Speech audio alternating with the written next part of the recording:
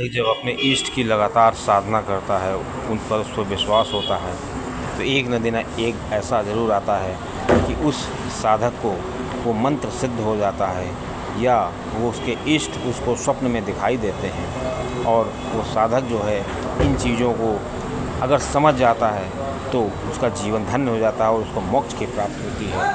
अब दोस्तों, बहुत आपने सुना होगा कि सफलता प्राप्त करना उतना मुश्किल नहीं है जितना सफलता को कायम रखना, क्योंकि सफलता प्राप्त करने में तो हमको खाली एफर्ट लगाने पड़ते हैं, और जब हमको सफलता प्राप्त हो जाती है तो उसको कायम रखने के लिए हमको चारों तरफ अपनी निगाहें, दसों दिशाओं में निगाहें रखनी पड़ती हैं। अब दोस्तों, इसी तरह साधना के बाद जो सिद्धि प्राप्त होती है, शक्ति प्राप्त होती है, मनुष्य के अंदर, साधक के अंदर जो व्यक्तिगत बदलाव होते हैं, उन बदलावों को संभालना हर किसी के बस की बात नहीं होती है, क्योंकि मनुष्य बहुत ही जागरूक प्राणी है। उसके अंदर क्रियाएं हुआ करती है, मस्तिष्क से लेकर के उसके मन में।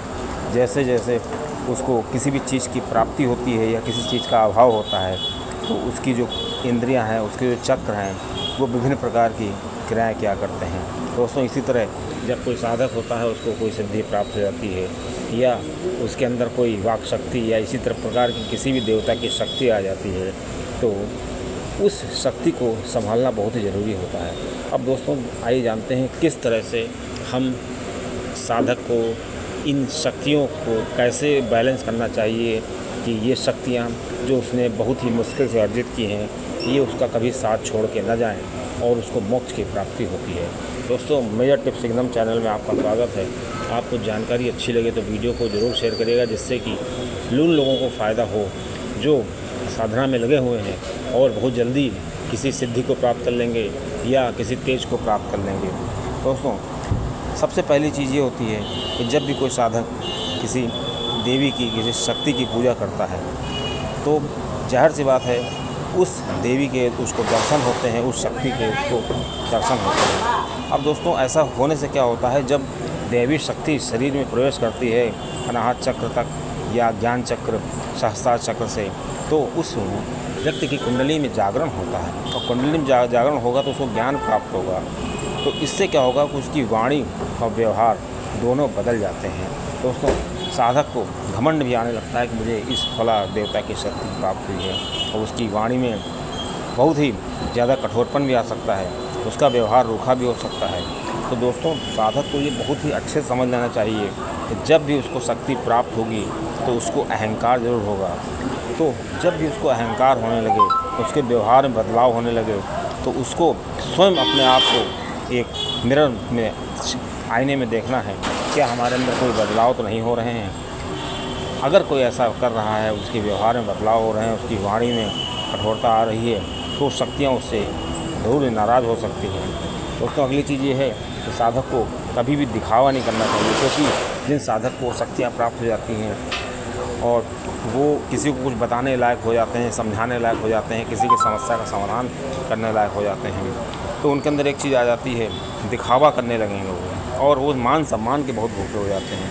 मतलब अगर उनका कोई सम्मान नहीं करेगा तो वो नाराज़ हो जाते हैं, और इससे क्या होता है कि जो प्राणी जिसका वो सम्मान नहीं कर रहे हैं, उसको बहुत तकलीफ़ होती है। इससे क्या होता है कि उन शक्तियों को बहुत बुरा लगता है जो शक्तियाँ साधक को प्राप्त होती हैं।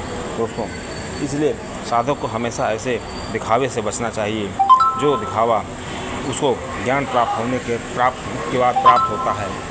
अब दोस्तों, आपको बता दें, तीसरी जो सबसे इम्पोर्टेंट चीज़ है, मनुष्य की सफलता जब आती है तो उसको ज्ञान प्राप्त हो जाता है, और जब उसको ज्ञान प्राप्त हो, तब हो उसके अंदर लगे कि हमारे अंदर कोई ऐसी शक्ति आ गई है जो हमारी मदद कर रही है, हमारे अंदर एक बहुत ही बड़ा बदलाव कर रही है।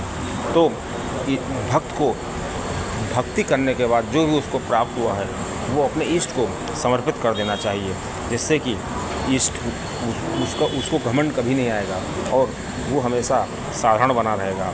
दोस्तों, इससे क्या होता है कि मनुष्य जो होता है, जो साधक ऐसा करते हैं, अपनी सिद्धियों को, अपने इष्ट को समर्पित कर देते हैं, तो वो सरल बने रहते हैं, और सरलता ही ईश्वर चाहते हैं, और वो इस शक्तियाँ जो है मनुष्य को मोक्ष की तरफ ले जाती हैं। मतलब मोक्ष के द्वार उसके लिए खुल जाते हैं, और उसकी भौतिक इच्छा शून्य हो जाती है। जब साधक की भौतिक इच्छा, भौतिक वस्तुओं को प्राप्त करने की इच्छा शून्य होती है, तभी वो अपने विकारों पर विजय प्राप्त करता है, काम, क्रोध, लोभ, मोह, माया, मत्सर। नहीं तो मनुष्य के पास अगर कोई भी चीज़ आ जाती है, तुरंत उसको अहंकार हो जाता है। और दोस्तों, अगली चीज़ ये ध्यान रखनी चाहिए कि कोई भी भक्त ऐसा है जिसको ईश्वर ने शक्ति दी है, ईश्वर ने सिद्धि दी है और उसके चक्षुओं को जागृत किया है, उसके ज्ञान को बढ़ाया है, तो ये समझ लीजिए कि उस ईश्वर ने उसको जिम्मेदारी दी है। इस तरह की जिम्मेदारी उस भक्त को निर्वाह करनी चाहिए। किस रूप में? अगर कोई भक्त इन शक्तियों को प्राप्त करता है तो उसको क्या करना चाहिए कि ईश्वर की बनाई हुई जो कृति हैं, मनुष्य हैं, जो व्यक्ति हैं या जो उसके आसपास गरीब, जो उसके सहारे जो लोग हैं या उसके संपर्क में जो लोग आते हैं जिनकी वो मदद कर सकता है, किसी भी रूप में उनकी मदद करे। ये ईश्वर ने जिम्मेदारी दी है। ये समझना चाहिए कि ये शक्ति हमको इसलिए मिली है कि हमको उन जिम्मेदारियों को निर्वाह करना है। कुछ न हो तो व्यक्ति को एक नियम बना लेना चाहिए, संकल्प कर लेना चाहिए कि हमको गाय को रोटी खिलानी है, पक्षियों को दाने खिलाने हैं, गरीब की मदद करनी है, असहायों की मदद करनी है। कुछ न हो तो अपने घर की जिम्मेदारी उठानी है, अपने माता पिता की सेवा करनी है। अगर व्यक्ति ऐसा करता है तो वो अपनी जिम्मेदारियों को समझता रहेगा और उसके अंदर घमंड कभी नहीं आएगा। अब दोस्तों, अगली चीज़ ये है, वो जो व्यक्ति होता है उसको अपना दृष्टिकोण बहुत ही विस्तृत करना होता है। जब तक विस्तृत दृष्टिकोण नहीं होगा तब तक मनुष्य अपने आप को कभी समझ नहीं पाएगा। और जब वो अपनी सभी शक्तियों को ईश्वर को समर्पित कर देगा, अपने जब तब को ईश्वर को समर्पित कर देगा, तो उसका जो दृष्टिकोण होगा वो अपने आप से विस्तृत हो जाएगा। वो चीज़ों को, समस्याओं को, घटनाओं को देखने का उसका नज़रिया बदल जाएगा। और दोस्तों, उस भक्त को उस ईश्वरी शक्ति, ईश्वरी कृपा का सम्मान करना चाहिए। और सम्मान तभी होगा जब ईश्वर के द्वारा बनाई गई जो कृतियाँ हैं उनका सम्मान करते हैं। और दोस्तों, मनुष्य को संकल्प लेकर के ऐसा करना चाहिए। और अगली सबसे महत्वपूर्ण चीज़ है कि जब मनुष्य को शक्तियाँ प्राप्त हों, उसको लगे कि हमारे अंदर वाक शक्ति आ गई है, कोई ऐसी शक्ति आ गई है जिससे कि वो किसी का भी भला कर सकता है, तो उसको उस समय समभाव रहना चाहिए। समभाव रहने से क्या होगा कि वो सुख दुख का उस पर कोई असर नहीं पड़ेगा और वो सभी का सम्मान उसको करना चाहिए। और ऐसी उसके अंदर प्रति आ जाएगी, वो सभी का सम्मान करेगा। और उस भक्त को जिसके अंदर शक्तियाँ आ गई हैं, कभी भी अमर्यादित व्यवहार, अमर्यादित भाषा का प्रयोग नहीं करना चाहिए जिससे कि किसी को तकलीफ़ हो। क्योंकि ईश्वर की निगाह, इष्ट की निगाह उन भक्तों पर ज़्यादा रहती है जिन पर वो कृपा करते हैं, क्योंकि वो एक तरीके से उनके बंदे हो जाते हैं, उनकी कलाएँ उनके अंदर आ जाती हैं। और ईश्वर अपनी शक्तियाँ इसीलिए देते हैं कि ये भक्त जो है अपनी कुछ ईश्वर की जिम्मेदारी संभले, जो ईश्वर को करना है वो खुद करे। दोस्तों, ऐसा जब आ जाता है